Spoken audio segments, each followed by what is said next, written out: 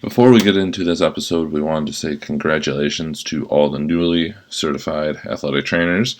Everybody out there getting those, congratulations. For those that this first round didn't go your way, don't give up. You'll get through it. You'll figure it out. And this episode may be very timely for you.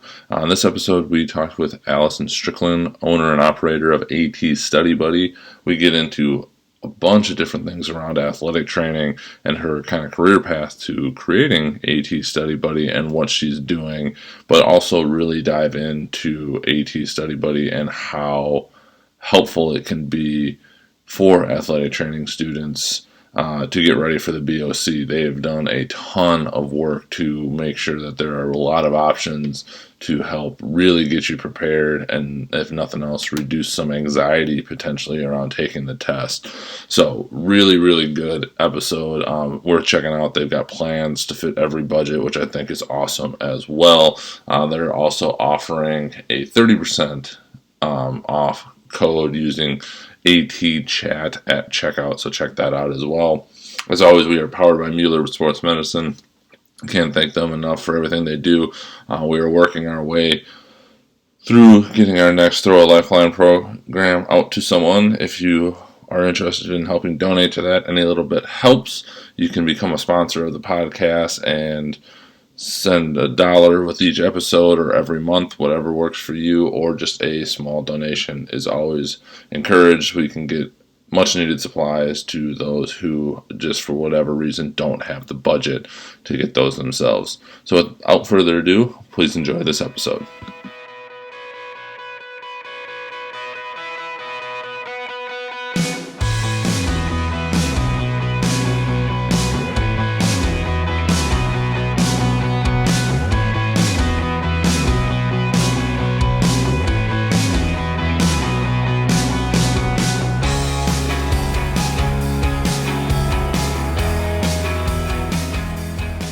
Welcome to this episode of Athletic Training Chat. We are on with Allison Strickland, owner and operator of AT Study Buddy.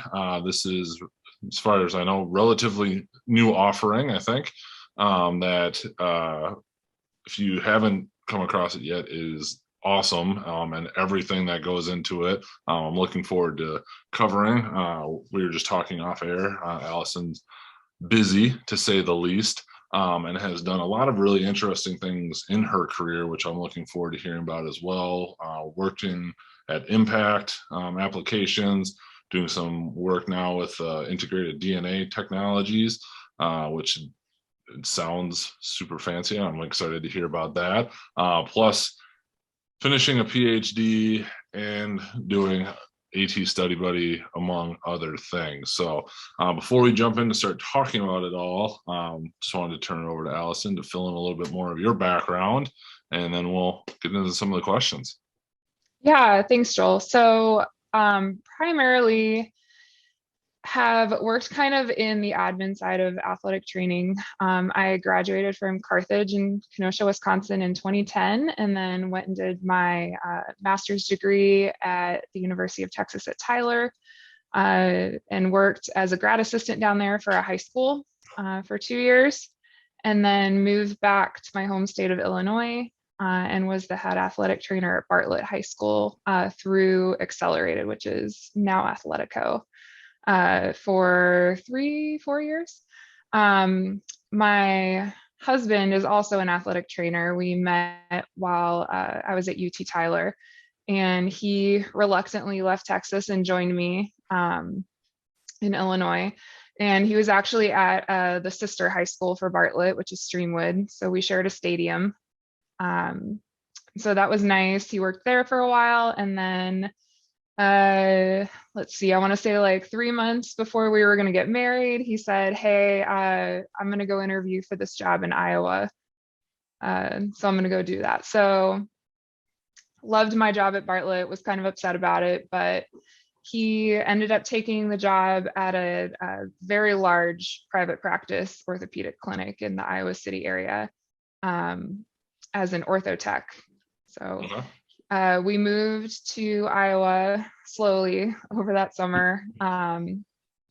And I just could like not find a job when I was getting ready to move to Iowa.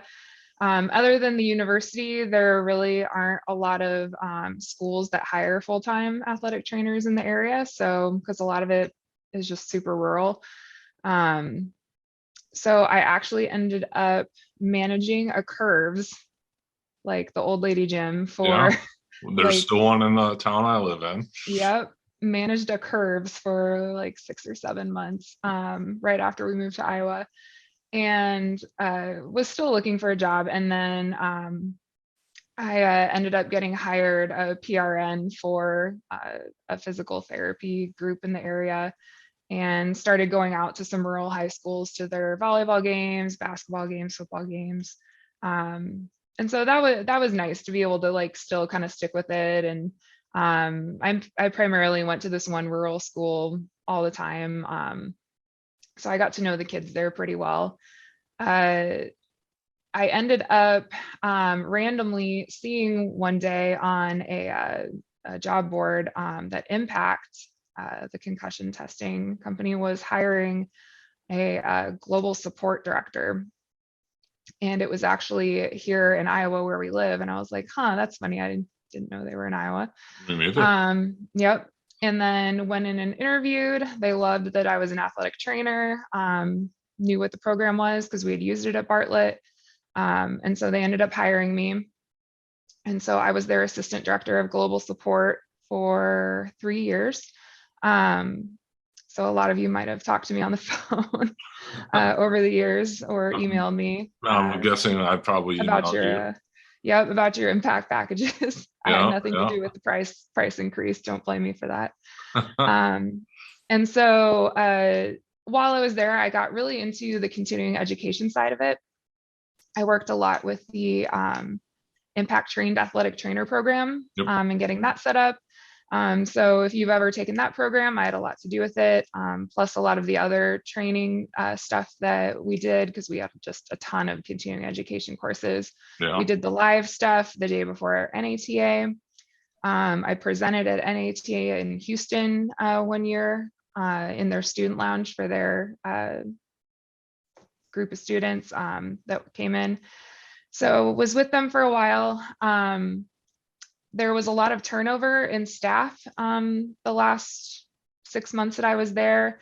Wasn't super thrilled about it. Decided I wanted to start to look for another job. I ended up joining a medtech startup who was looking for kind of a little bit of a jack of all trades, being a startup. They wanted someone who had customer support experience, but also a little bit of marketing experience and experience working in healthcare, which I have all of those. So it was a nice fit. Sure. So I came on. They asked me what I wanted my job title to be because they didn't know what to call me. And so I ended up being their strategic communications manager. So basically working to prepare all of their clinical documentation for their training, setting up their website, working with different groups to get training manuals into their hands, things like that. I liked working there, but it became kind of clear to me that they were having trouble getting some funding because they were just in a very early stage of being a startup. So my kids are going to run in. Hold on. Good night. Sorry about that. No worries. I'll make a small note for the edit on that one. Yeah. All right. So yeah, realized that they were not getting the funding they needed as a startup. They were kind of if you want to look them up, they're still kind of out there. It's called Voxelo. Okay. So what they make is communication devices for acute patients in ICUs. So if you think you're in a car wreck and then you can't, talk or speak or anything like that, you also can't usually use the nurse call button. What this device allows you to do is to use a like non-verbal way of calling your nurse or using a speech generating tablet. So a lot of times people can click their tongue even if they're ventilated. Sure. So basically that we would hook up a mic and then like one click was like move the cursor, one to the right. And then it was like row column scanning. So, there's and then it would move and you could also call the nurse if you did 4 clicks. So really cool stuff. They actually did okay during COVID with all these people on ventilators. So Sure. starting to get a little traction there. But again, so felt like they, weren't really making the money. I kind of saw the writing on the wall. So it didn't stay there very long, about a year. And then actually ended up leaving and going to a very different job with a company called Integrated DNA Technologies and started working there as a Salesforce developer. If you don't know what Salesforce is, it is, I like to describe it to medical people as a EHR system, but for businesses. So Okay. it houses all your customer data, all of your like support tickets, all of your sales invoices, everything like that. It's all in one system. And so I actually learned how to use Salesforce while I was at Impact. And uh, you can Google salaries for Salesforce developers, but they make a lot more than athletic trainers. So it was kind Sure. of a nice transition at a time when my kids were also very young. So started working normal hours. And then my husband actually ended up leaving the clinic a year after I started and joining me at Integrated DNA Technologies. Part of his job when he was at the clinic was purchasing all of the materials, everything from pens to Band-Aids to MRI machines, all of it. So he got really good at that while he was there. So he actually came into IDT for short as a buyer. So he works in purchasing and supply chain, negotiating deals with companies to get the best rates, things like that. So, and he's the same. He buys everything from pens to he just did a deal on $1 million building last year. So it kind of ranges on what he does, but it's been a very busy couple of months. Being in DNA, we were very busy with COVID. So Sure. um, you can kind of Google it if you want, if you're really interested in the story. But basically, we were the only company that were able to get our, they're called probes and assays, approved by the CDC to be used in the original COVID test kits that were being used that first spring of 2020. So Gotcha. basically, we didn't make like the whole test kit. It's the probe and assays are the things that look for the DNA Yep. and basically say if it's positive or negative. So yeah, I was super, super busy. Very And if that impressive. wasn't bad enough, I decided to start my PhD in the middle of it. So getting my PhD in communications with an emphasis in healthcare.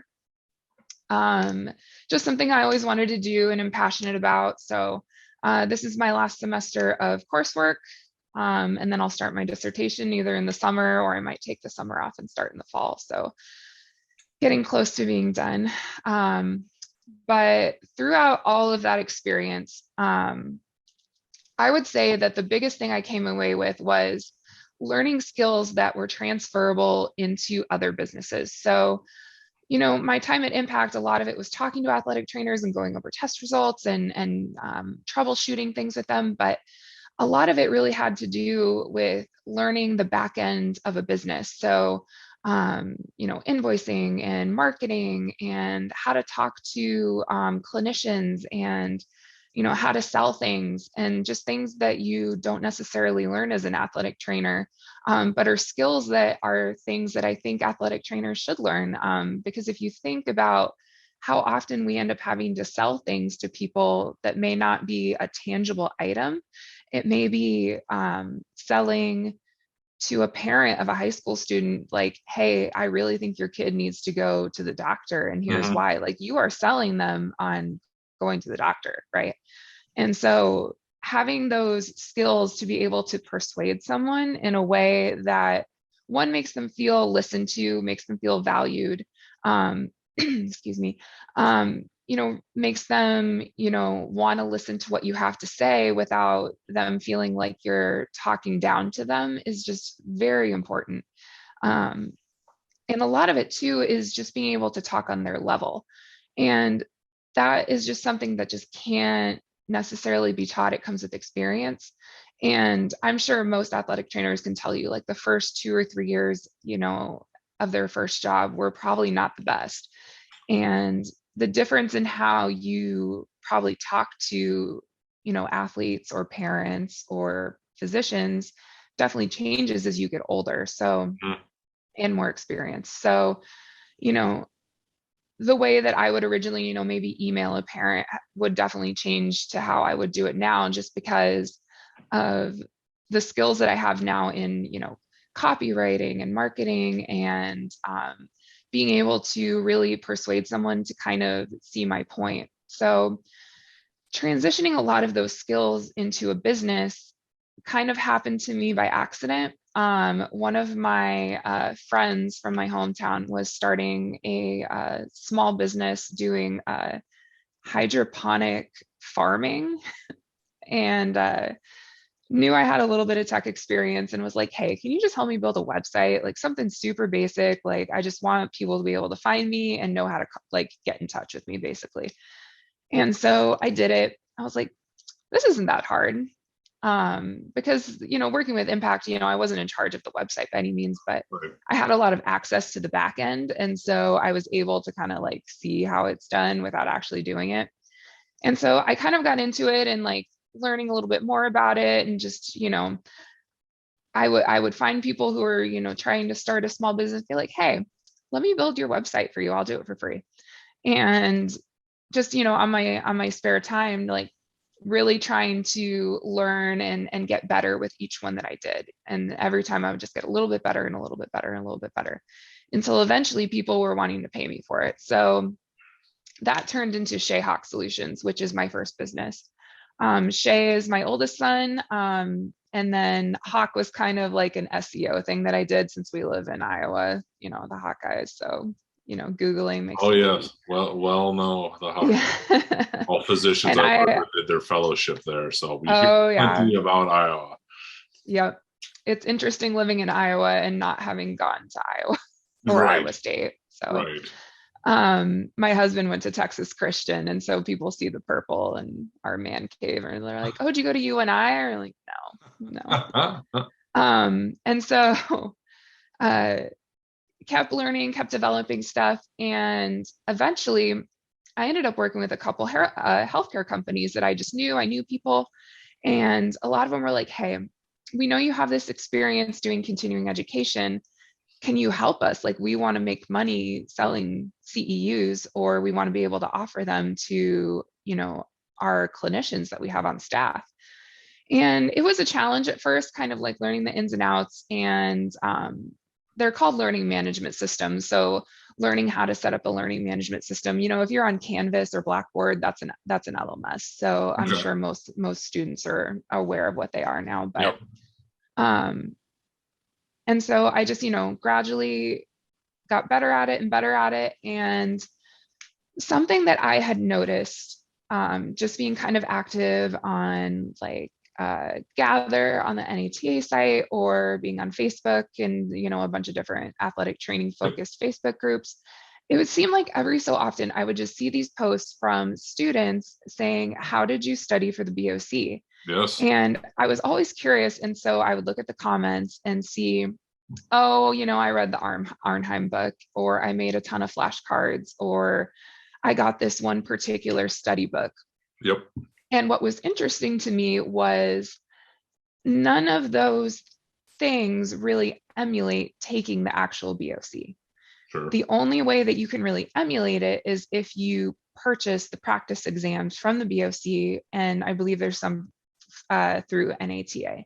Okay. But there's only like 2 on the NATA site. And then I think the BOC, you can just like buy one of them, but you really don't get results. You don't get a lot of feedback. Um, it's not really a full study solution. And, I'm sure, people a little bit older like myself, or, remember the quiz books where you'd have to like go through and take the test and then flip to the back and look up if you got the right answer every time. And like, that's super obnoxious. And so what I decided to do was, after hearing this over and over, if you hear a need, start to fill the need. And the more I thought about it, the more it was just like, that thing in your head that you just can't get rid of. And I was like, I have got to do something about this. And so I thought about it for a long time, kind of bounced it around with my husband. Something I didn't mention is my little brother and his wife are both athletic trainers. Okay. So, kind of worked on that with them and kind of saw what they thought. And one thing that I really thought of was like, I know how to do it, but I'm not sure that it's something students would pay for. Mm-hmm. And so what I ended up doing was building the website, but a really like super reduced version of it. So Sure. I put together one small exam that just had 50 questions and then a couple different study materials, and they were all on cranial nerves because I'm like, that's simple. I can do that. And so from there, I basically just went on Facebook and I was like, hey, does anyone want to beta test this with their students? And I got a bunch of responses, signed up students up, did a beta test with them. I was like, hey, just try it, see what you think.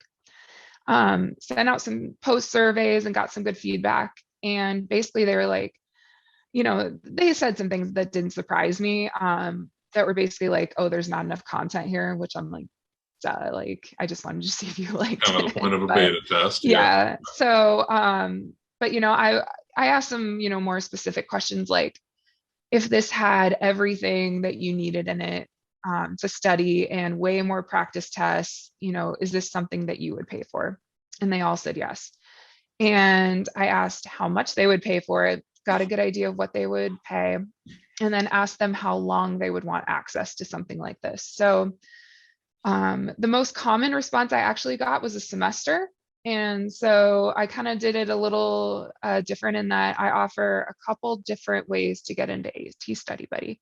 So you can do it monthly, you can do it by semester, which is a 6-month membership, or you can do an annual, which is a year. And what I did from that beta test is I took an entire year, which was easy because we were all home with COVID. Um, and so I had a lot of free time since we're all locked down, and just really started to put it together. My husband helped me a lot with it, my sister-in-law, my brother. We really got into the mechanics of how you write test questions and how the BOC does test questions, and how they're formulated. ACT is in Iowa City. And so I know a lot of people that are really in that like professional testing Mm-hmm. field. A bunch of my neighbors work for ACT, really picked their brains. I was like, how do you guys write the ACT exam? Like, how do you decide what content is in there and how do you write the questions? And so got good feedback from them. So we spent really a good year just focusing on the practice tests. And then everyone starts to go back to work, everything picks up a little bit. We were starting to work on getting more of the study materials in there, and there's just so much. We've got flashcards, we have fill in the blanks, we have like drag and drop, there's word searches, there's, anatomy hotspots where you can challenge yourself on the anatomy. And there's just so much more than that, because we want to make it fun too. Like we want to make Mm-hmm. studying fun. And so I actually ended up reaching out and interviewing a couple athletic trainers who just wanted to pick up some extra cash. I found an athletic trainer in Florida who was working part-time and PRN, and she's like, hey, I'm just looking to make some extra money from home. So I brought her on as my first independent contractor, and she has really been super useful for me in just getting it done and getting it out there. There's no way I could have done this without her. So Laura, Sure. you're the best. And she knows it. So working with all of that, and doing everything, it's really important to have a support system to back you up. And Laura is like my support system. Mm-hmm. I ended up hiring a second contractor this year to do a lot of my marketing stuff for me. She's not an athletic trainer, but she is familiar with the healthcare field, had worked in healthcare admin before. So she knows enough to kind of, talk the talk. She doesn't, not know anything and puts in weird stuff. So Right, right. um, it's nice to have a team behind you. One of my goals in the next couple years is to really be able to hire athletic trainers to help me with AT Study Buddy. Yeah. And one thing I'm really passionate about is that I hear so much about, you know, and I'm a mom, and I would never say that I would not want to work, because that's just not my personality. Like, obviously I have a lot going on. Sure. Yeah. And so, but I see all these other mothers who wish that they could have a more flexible schedule. And I feel that. And what I would love is to be able to offer, the ability for these women to come in and work on this website and make extra money for themselves, and really, gain some different job experience that they can maybe transition into something else, Yeah. or move into a part-time role and they're picking up extra money, or PRN. Some women really want to stay home with their kids. I mean, that's not me and what I want to do, but I want to be able to support the women athletic trainers who do desire that. Absolutely. And so that's, something that I'm definitely passionate about with growing AT Study Buddy and my Shayhawk Solutions business, is to be able to bring on other women who really, want something where they can do it from home. They want to be flexible, and just have something to be able to earn an income when, they're maybe not necessarily out of school or a clinic, or, wherever their job setting is. So, that's something I'm super wanting to turn this into long term. But um, that's basically a long spiel of where I am Yeah. today. It's a lot, but it all sounds crazy. But when you hear the whole story, it makes sense. But uh, I really think that athletic training, at least for students, is something that you can really just transition into so many different careers. And my family, the four of us, are definitely good examples of that, because none of us work in traditional settings. I am working, more on an IT side now, and then I have my side businesses. And then my husband is now, he went from, doing ortho tech and purchasing to just fully doing purchasing. My brother, he ended up coming into integrated DNA as well. He also works with us. So he's in like a very high level customer support position, where he handholds a lot of really big companies, Pfizer and, the big wigs out there who are purchasing some of our products. Mhm. But um, and then my sister-in-law actually works at a vision and vestibular clinic Oh, nice. for people with brain injuries, and then vision training for athletes. So that's a lot of what she does, is vision training with Awesome. high-level athletes in the area. So, and then she manages a lot of their continuing education. They do a lot of continuing ed for ophthalmologists. So Yeah. a lot of ophthalmologists are getting really into the concussion and brain injury world, surprisingly enough. And so they do a lot of education stuff. So I've worked heavily with her and like helping her get into the CE stuff and know how to do it and have a process. So, um, there's just so many ways you can transition yourself into something else. My brother picked up a side gig at a factory doing COVID testing, and he's making like $50 an hour on the weekends. Like, he's like, I want to pay off my student loan, so I'm going to go do this for 4 hours on my Saturday. There's just so many things that we can do that aren't necessarily, plugging my butt into a high school or a college. There's just so much out there. And I think, when I talk to others about it who are interested, because they've seen me do it. And so, other college friends who, want to be home more with their kids have reached out to me. People I was in my grad assistant program have reached out to me. They're like, how did you guys get into these jobs? And I'm like, you really need to look at the skills that you have and write it down in a way that it can transition into any job, because there's so much more that you can do outside of, you know, assessing injuries and doing rehab and being a first aid person. There's so much more than just all that athletic training encompasses. And if you really sit down and look at all your skills, you can see how you can transition those things into, careers that are going to work for you and for your family. And I'm not knocking the people that do athletic training. I even still do it PRN every so often with the rural schools and going Sure. out, late at night and stuff. So, it's really, if you are wanting to do something outside of AT that's not traditional, there are ways to do that and to get there, that it's not, having to pull strings or beg for jobs or take something that's not going to get you the salary that you want. And so when you look at those things and then you're going to look on job boards, really look at the job description, because a lot of times, when I, went into that med tech group, they're like, we just want someone who knows a little bit about healthcare. That's all they wanted, was someone who knew a little enough to be dangerous and to be able to talk to clinicians and not sound like an idiot. Right. Because the anatomy, what they're talking about. And, if you can take that and transition it into sales, into marketing, into a customer support position, into a teaching position, into continuing education.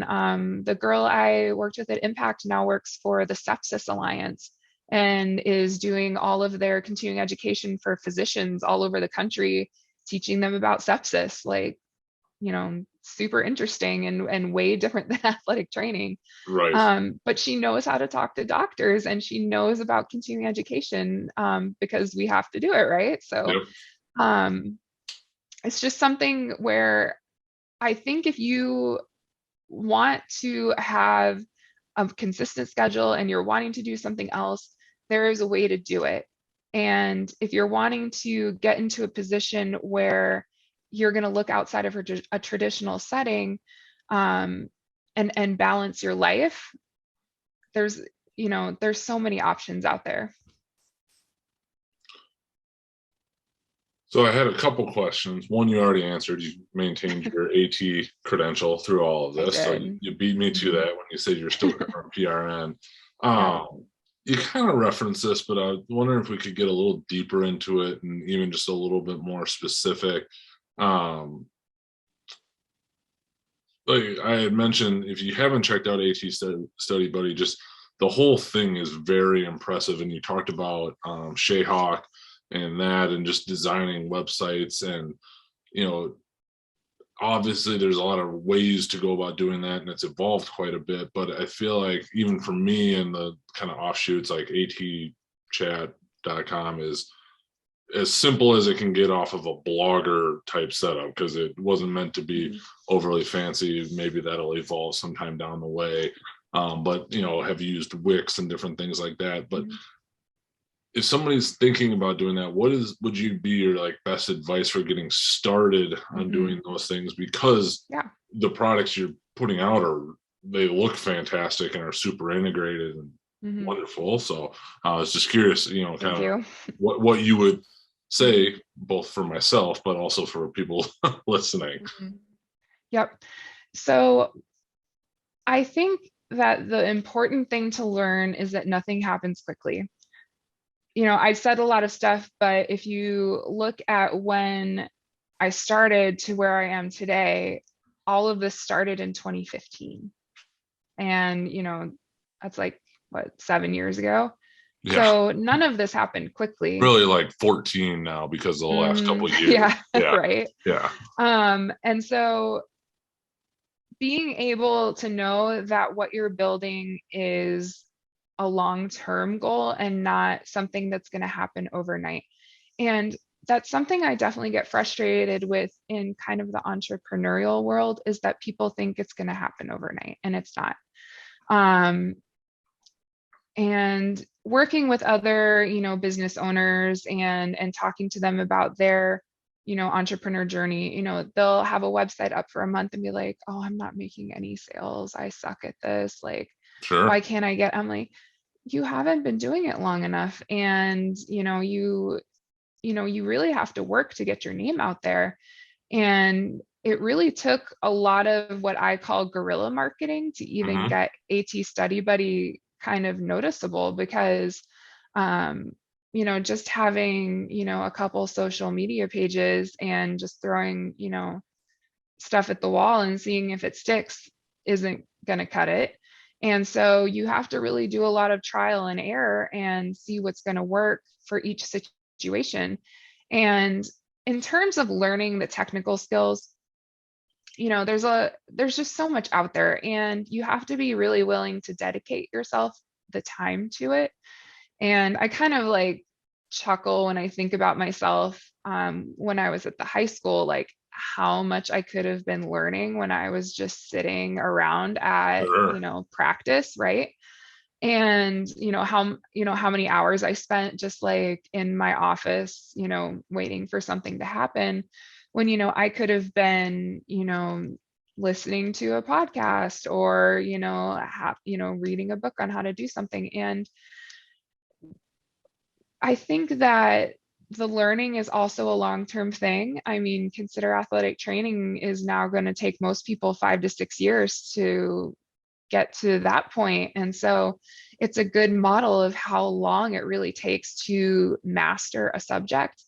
And if you really want to master something, you have to know that it's not going to happen overnight.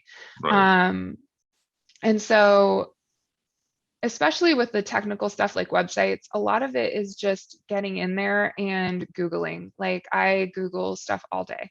Sure. And, when I, first got into Salesforce, I was not qualified for that job. Like I knew enough to like, I had passed like the certification exams that I had to Mhm. take, but because you have to be certified for some of it. But um, it was just like I just became a Google freak, and I, was on Reddit, like looking up how to do stuff, and, message boards and, knowledge articles, things like that. And you just learn as you go, and you just get better and better over time.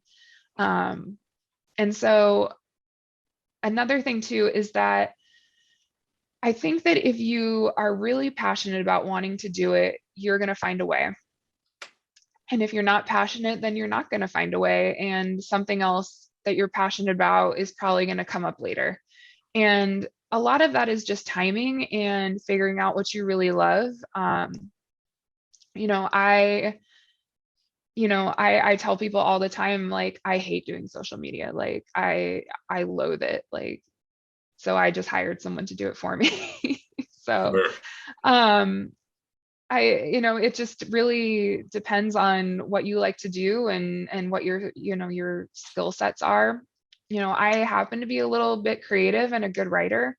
And so a lot of the stuff with getting things, to sound professional on my site and look nice, is just over time getting an eye for it. Um, and really being able, there's just little things that a lot of people don't notice about, like even web design, like all the colors have to be the same, all the fonts have to be the same. We have to follow our brand book. And people that work for like larger universities will probably be more aware of this. You Sure. can only wear Nike, right? So Yes. Yes. yeah, so similar, you have to be on brand all the time.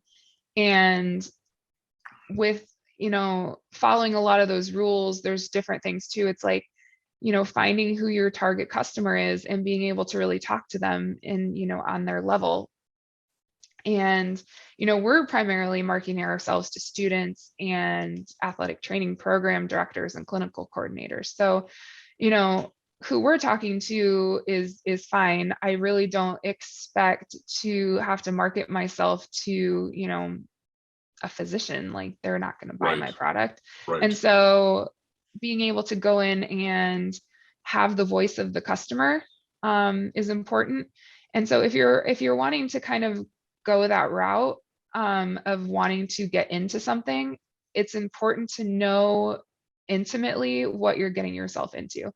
If you're really going into, hey, I want to transition into a sales career, you really should be, reading books about sales and watching how people do sales pitches on YouTube and learning how those people talk, and how they, find leads and people that they want to talk to. How do they send emails? There's just so much to it. And if you're not, willing to do the research and learn how to do it and also fail, I've had failed business ventures. Like, I'm not embarrassed to say that. Um, I've had websites that I've started and have been like awful.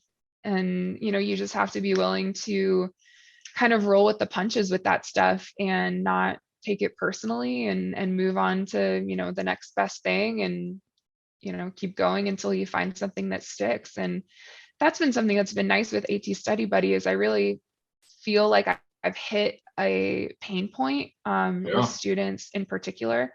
Because especially with the transition into the master's program is, it's hard to say yet whether,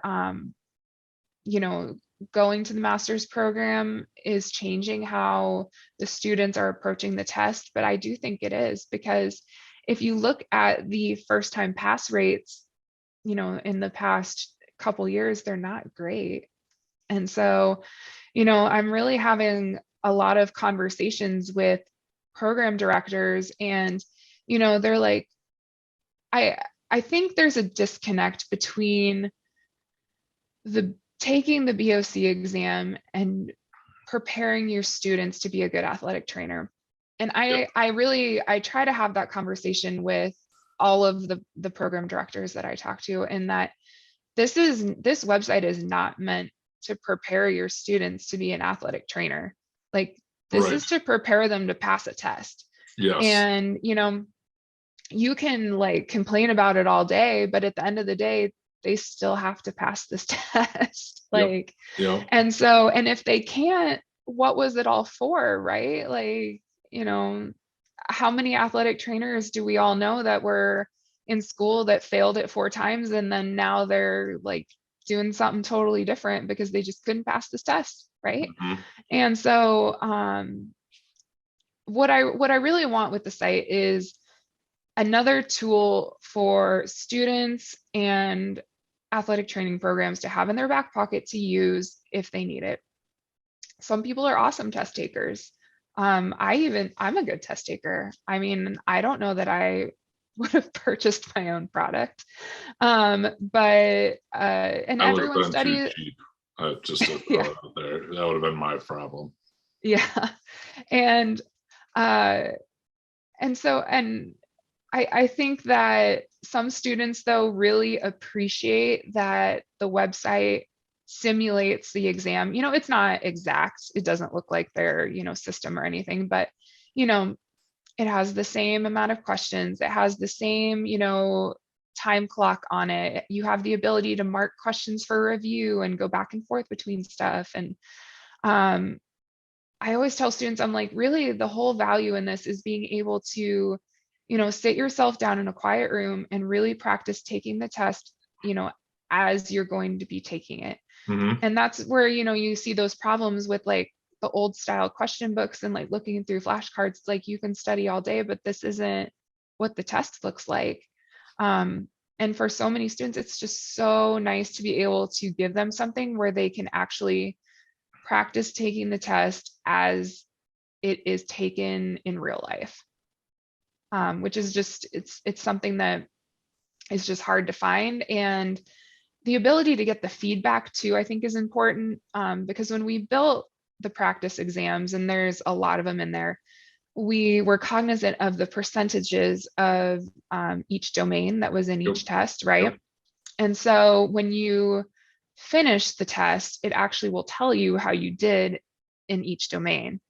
It'll give you percentages. So, you got, 78% of the domain 3 questions right, but maybe you got 14% of domain 5. Well, now you know what you have to study a little bit more. Why are you wasting your time on domain 3 when you could be hitting domain 5 a lot harder? And so that's something I think that a lot of, I would say, competitors out there are not necessarily doing as well as AT Study Buddy is really helping students focus in on the spots where they need help versus saying, oh, just, read through the Arnheim and figure it out, right? So, and we we have an outline of the Arnheim in the system actually, but I just really think that we're in a culture and society now where if you are comfortable with the experience, you're going to be more successful Sure. versus going into it blind.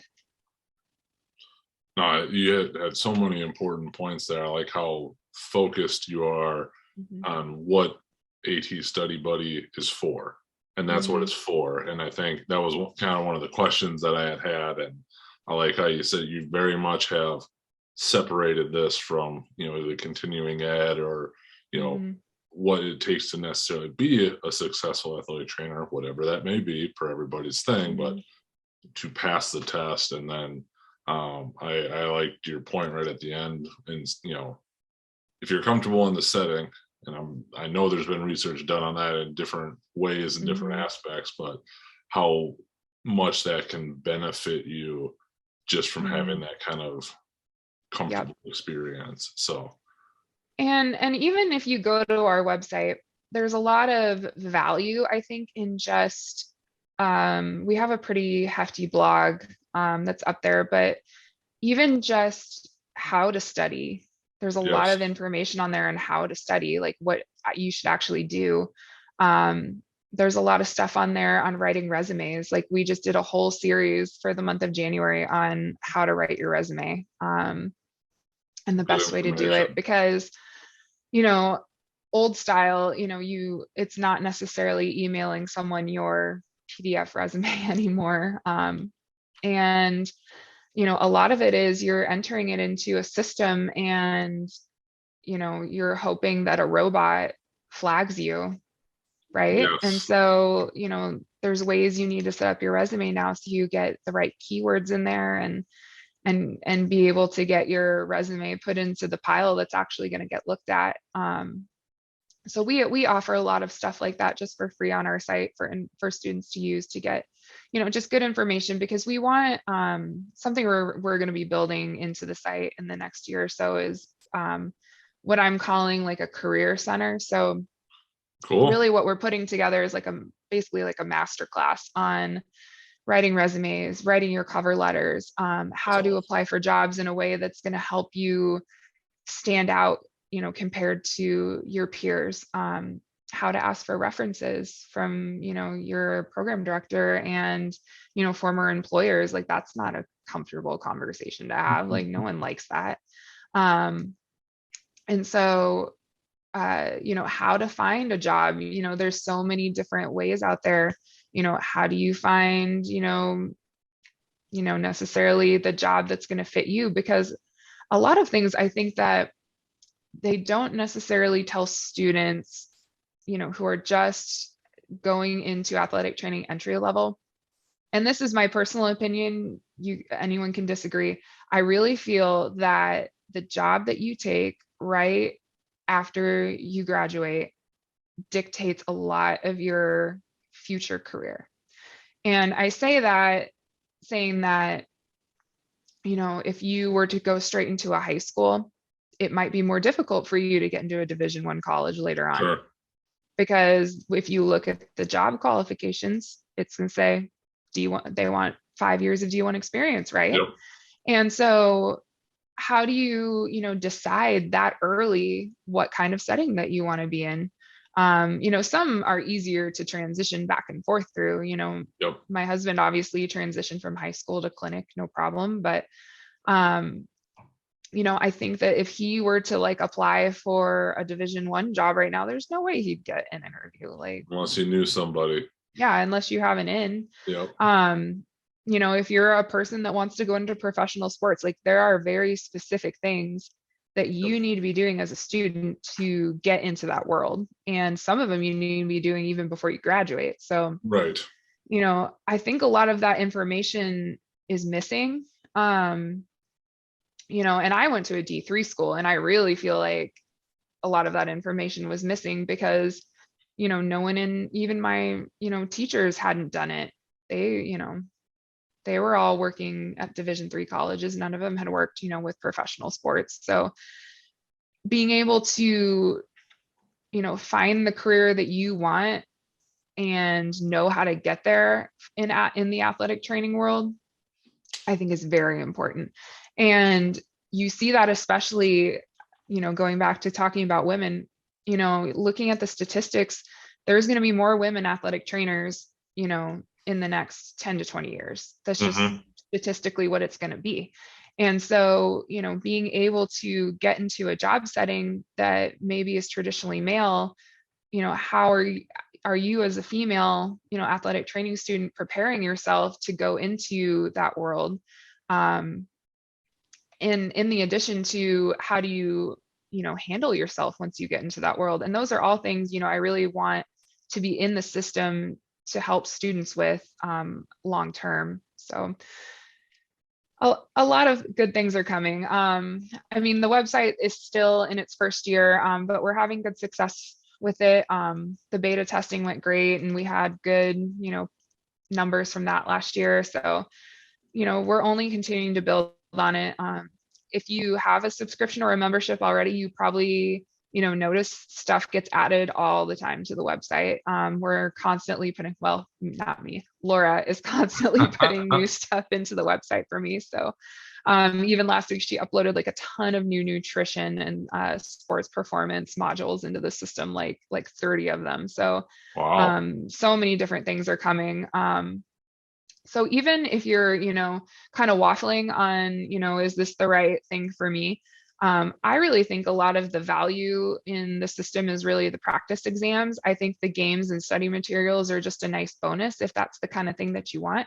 And also if you're like a tech person who doesn't want to carry around books or, write your own flashcards, like our flashcards are in there, they're ready for you. Nice. So there's just so many different things that you can use in there, but, I really feel like the value is definitely in the practice exams because there's so many of them. You can retake them as many times as you want. You're getting good feedback from them every time. You can go back and look at what the right answer was and see, what you missed. And it's funny because I do have people who message me now and they're like, I don't think this question is right. And I'll give you a good example of one. So the question was, I don't remember exactly how it was worded, but an athlete takes a blunt trauma hit from a helmet to his upper right quadrant. What it was like, what organ should you be concerned about? And it gave a list. And I mean, there were some that were like obvious, like that's not in the right upper Mm-hmm. quadrant.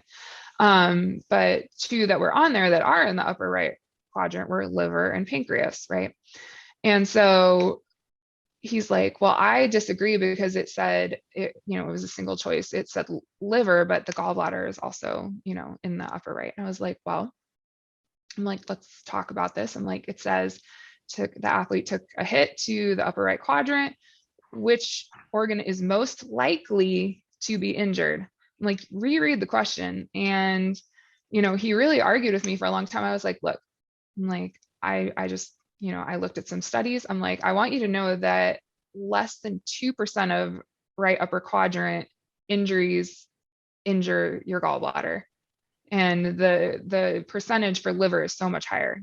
And I was like, this is a trick question. Like, obviously your gallbladder is in your upper right quadrant, but it's not the most likely to be Right. injured. Right. And he just argued and argued with me. And I'm like, this is a trick question.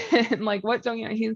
And I kid you not, he said, well, there won't be trick questions on the BOC. I'm like, oh, honey, like, no.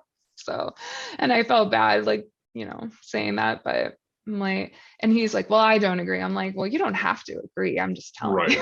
Right. Right. Like, Right. Right. so, I get a lot of that stuff, quite a bit. And, there was one where it was like, what should you do for a tick bite? And it gave, all the same responses. And then there was another question. It was, what shouldn't you do for a tick bite?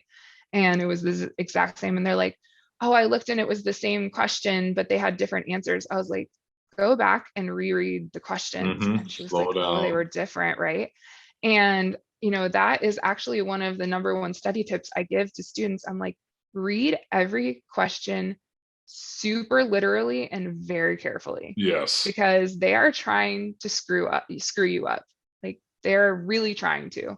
So, I get a lot of stuff like that. And that's, also where I see the value in taking the test is like, you can really go back and see like, oh, I didn't read that carefully enough. Oh, that was like a really dumb mistake, right? So, just more value in things that students don't necessarily think of, but, is things that they can practice, when they take the exams in the system. for sure.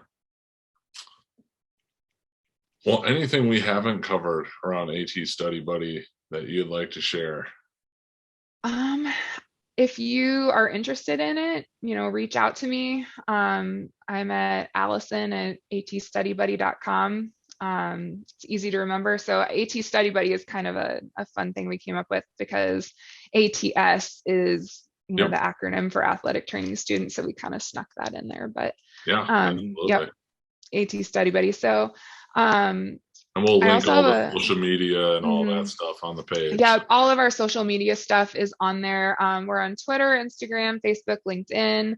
I'm not on Snapchat yet because I'm old and I just can't pull the trigger. I'm with you there. I um, can't do TikTok yeah, either. yeah. There just comes a point where you're like, I don't want to learn one more social Yeah. media platform. I'm done. And if any students are listening, I don't know if students listen to this podcast, but if any athletic trainers have students that want to share it, they can do that too. They can get 30% off any plan using promo code ATChat. So any plan that's That's on sick. there.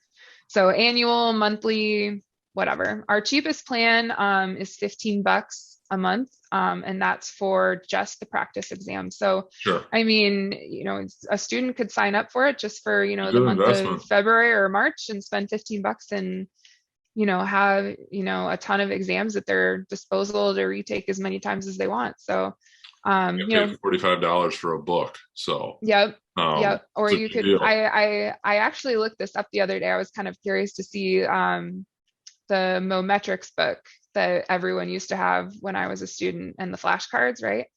Um, I think those were running about $60 and Yep. then the flashcards were running around the same. So, you know, I don't think it's expensive, No, but if you I'm compare not it, I'm not a it's student anymore. very So competitive.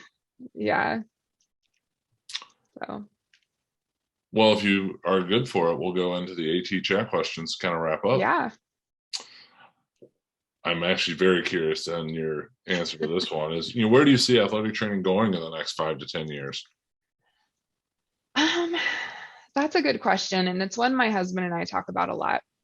And I actually think that the future of athletic training is going to be industrial. Like, I have so many I friends can now that are understand that. like working for Amazon and all this Yep. stuff. And um, my one of my friends is actually in the middle of getting her OSHA certificate, and they're Yep. going to hire her on to be a manager of like environmental safety. So she's going to be in charge of doing like all the ergonomics testing and you know helping people set up desks so they're correct for them, and even working with the OSHA stuff. So like having their what is it called, MDS, all right, all their chemical books and stuff that they have to have, Yep. and Yep. making sure all your fire extinguishers are in the right place, and different things like that.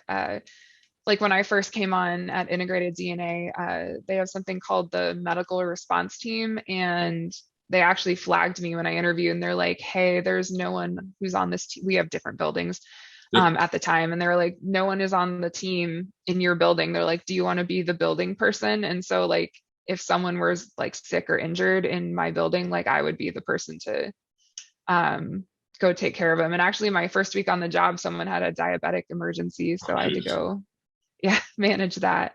And it was funny because like how people used to work in healthcare but don't do it anymore. They like come out of the woodwork, and like I was helping them, and having someone else call an ambulance for them, and another guy pokes his head and he's like, I was an EMT 15 years ago. Can I help? Like, you just can't, it never goes Right, away. right, right. So, What advice would you give yourself if you could go back as a younger athletic trainer, and if you could set that mm, kind of time period that you would go back mhm. to? um, I'm gonna like weirdly say college. And the reason I'm gonna say that is a little more personal because I had a really hard time in undergrad. For more like personal reasons. My parents divorced when I was in college and a couple other things. But, I really just wasn't, I think, as into it as I should have been, Hmm. just because I was dealing with so much other like crap. But, I really think that I would kind of find where I wanted to go with my career a little bit more. Because, as we kind of talked about, like I graduated and I was like, I don't know what I want to do. And so I just applied for a bunch of jobs and I got an offer and I ended up going to Texas. Like Sure.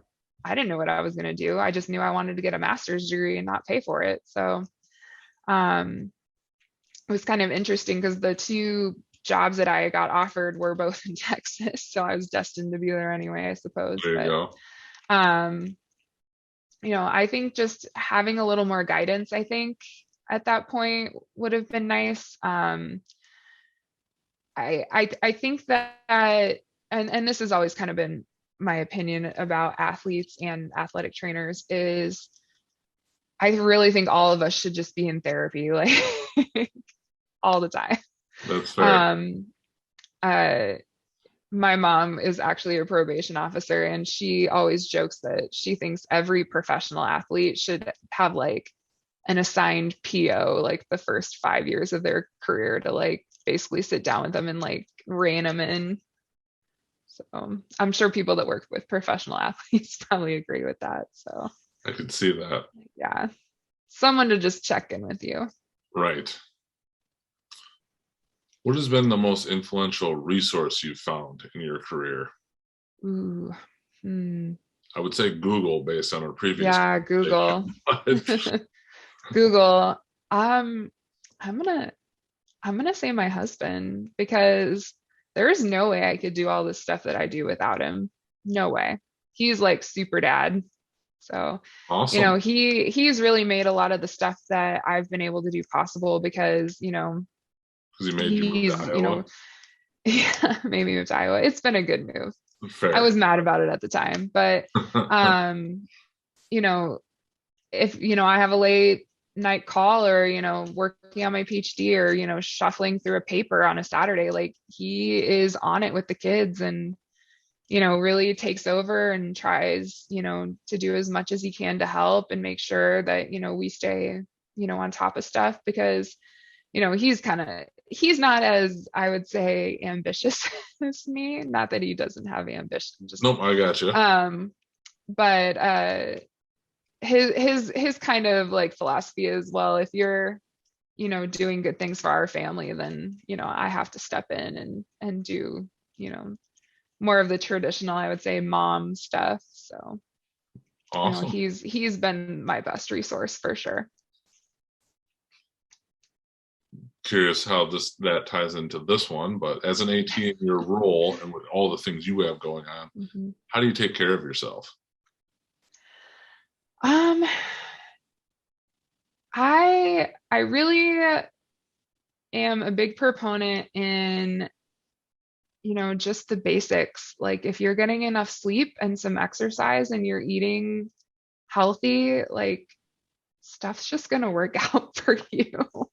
And I know that's not the case for everyone, but I really, I get up every morning and I work out for an hour and then my kids, are up and we get them ready and take them to school. And, I make sure I go to bed on time. I try not to stay up late and, eat, I don't eat crap, just trying to eat normal food. And, I really think that's the key is, if, you know, you're not getting enough sleep and not exercising and you feel awful, like, that's not, a formula for a good life. And, it just gives you more focus too, and being able to do the thing that you want to do. And, I keep a paper planner. I'm super old Yep. school, No, I'm with you there. so that's helpful. Planning ahead is super important.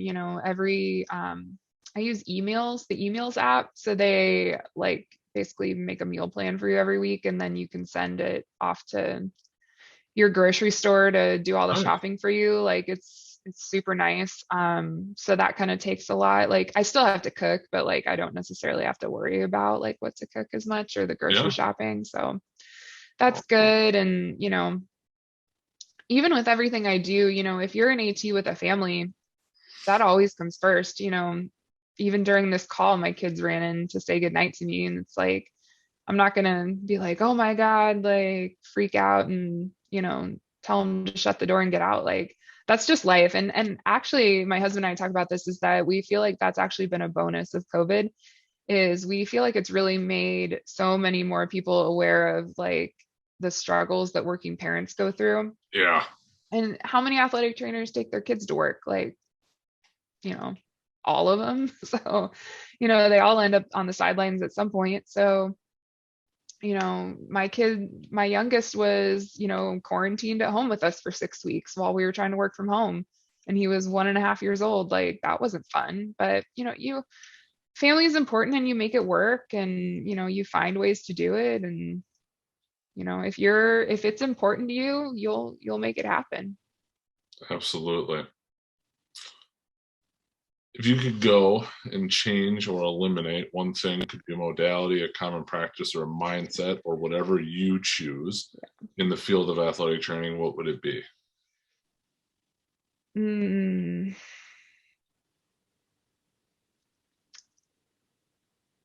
I'm going to go out on a limb and say just from when I was at the high school full time, just the amount of ice baths that my cross country runners used to do is just Okay.